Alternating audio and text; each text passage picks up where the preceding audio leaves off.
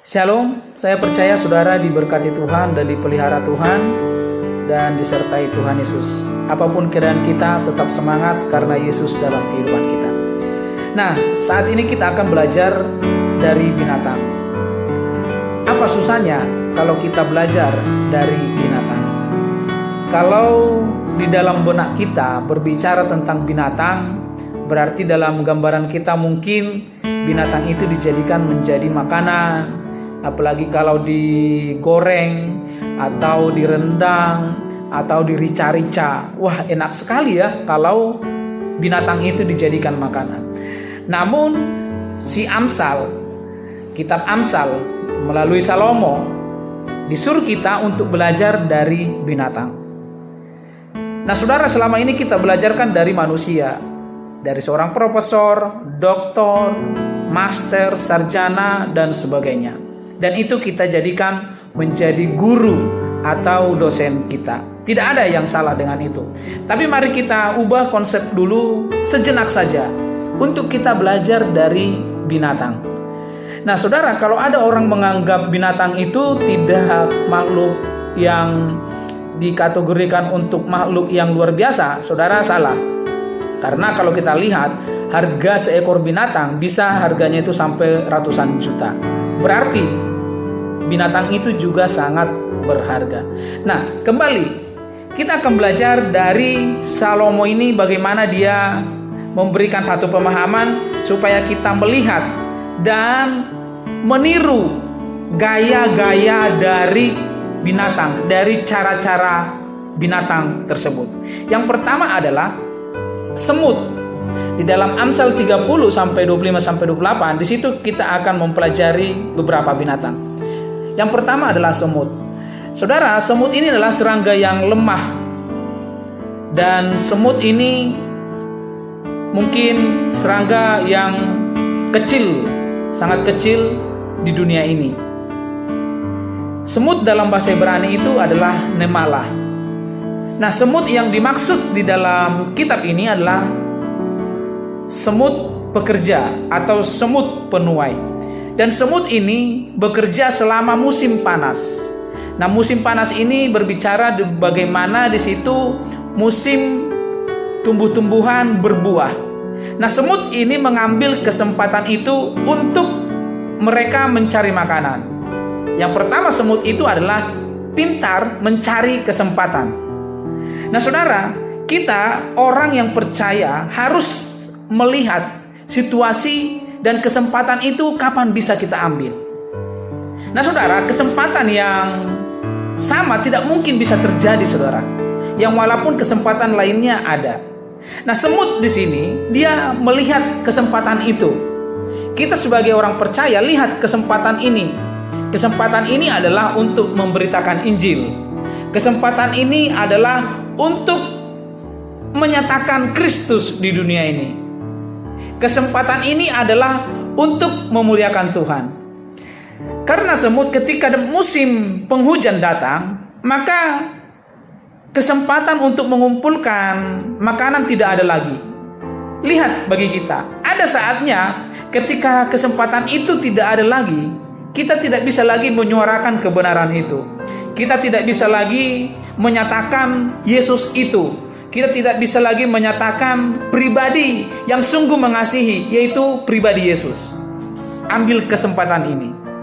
Semut sangat lihai dan sangat mengerti untuk menggunakan kesempatan. Yang kedua adalah semut itu bekerja sama, ada teamwork-nya.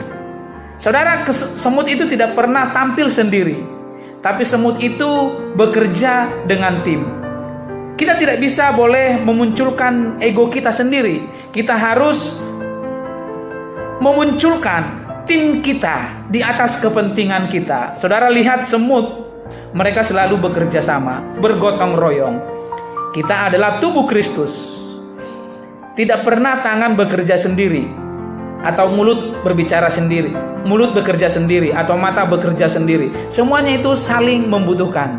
Kita adalah teamwork, yaitu bekerja sama. Itu pribadi semut. Yang kedua adalah pelanduk. Pelanduk ini di dalam Alkitab itu adalah sejenis marmut atau kambing bukit. Dalam bahasa Ibrani-nya itu adalah siafan. Atau itu bisa juga menggambarkan seekor kelinci. Dalam bahasa Ibrani-nya adalah amelfet. Nah, saudara yang dikasih oleh Tuhan, pelanduk ini mereka itu membangun rumahnya di gunung batu. Saudara, gunung batu ini menggambarkan satu perlindungan. Kalau di tanah Israel di sana banyak menggambarkan gunung atau bukit. Ada di situ bukit Hermon, ada dan sebagainya. Ada bukit Zaitun.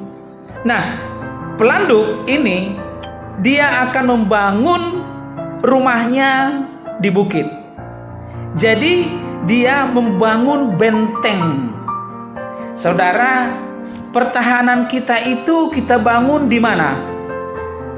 Bangunlah di bukit batu, di gunung batu. Bukankah Yesus gunung batu kita? Di dalam Mazmur 18 ayat 3, Tuhan adalah gunung batu dan kota bentengku. Saudara, kalau kita berlindung kepada manusia, itu akan mudah ditaklukkan. Kalau kita berlindung dengan relasi-relasi kita, itu tidak banyak menolong. Tapi kalau kita berlindung kepada gunung batu, yaitu Yesus Tuhan, maka musuh itu tidak bisa mengalahkan kita. Saudara, berlindung di mana? Ke pengalaman, relasi, atau gunung batu, sebagaimana digambarkan Mazmur 18 ayat 3, yaitu Yesus. Berlindunglah di gunung batu, yaitu Yesus. Yang ketiga adalah kita belajar dari binatang yang namanya cicak. Bagaimana si Amsal ini menggambarkan cicak itu makhluk yang lemah, tapi cicak ini bisa tinggal di istana raja. Selama ini kalau kita beranggapan kita ini orang desa, makhluk lemah, tidak ada kesempatan untuk menikmati kehidupan yang lebih baik sebagaimana cicak yang tinggal di istana raja. Saudara, perhatikan baik. Siapapun kita, latar belakang kita apapun itu, masih ada kesempatan untuk kita memiliki kehidupan yang lebih baik karena Yesus. Nah, kita lihat bagaimana sikap cicak ini, saudara. Cicak ini, perhatikan, kalau ada musuh atau binatang lain untuk ingin menghancurkan dia, maka dia akan melepaskan ekornya itu, saudara.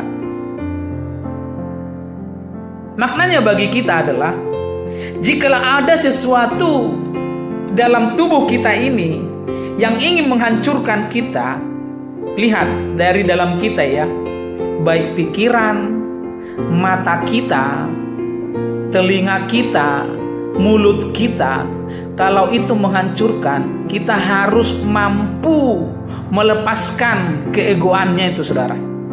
Melepaskan ikatannya itu. Pikiran-pikiran kotor, pikiran-pikiran perzinahan, pikiran-pikiran cabul, kalau itu menghancurkan kita, harus kita lepaskan itu. Sebagaimana cicak, dia mampu melepaskan ekornya untuk menyelamatkan kehidupannya.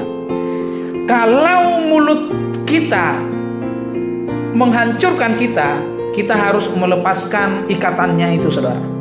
Kalau mata kita ingin menghancurkan kehidupan kita, kita harus melepaskan ikatannya itu. Nah, cicak ini dalam bahasa Ibrani-nya adalah shemamit. Apapun ikatan saudara yang membuat saudara terhambat dalam pertumbuhan rohanimu, lepaskan itu. Jikalau hartamu mengikat saudara untuk datang kepada Tuhan, lepaskan. Jikalau pekerjaanmu mengikat saudara untuk dekat dengan Tuhan, saudara harus melepaskan ikatannya itu. Belajar dari seekor cicak. Dia melepaskan ekornya untuk menyelamatkan hidupnya.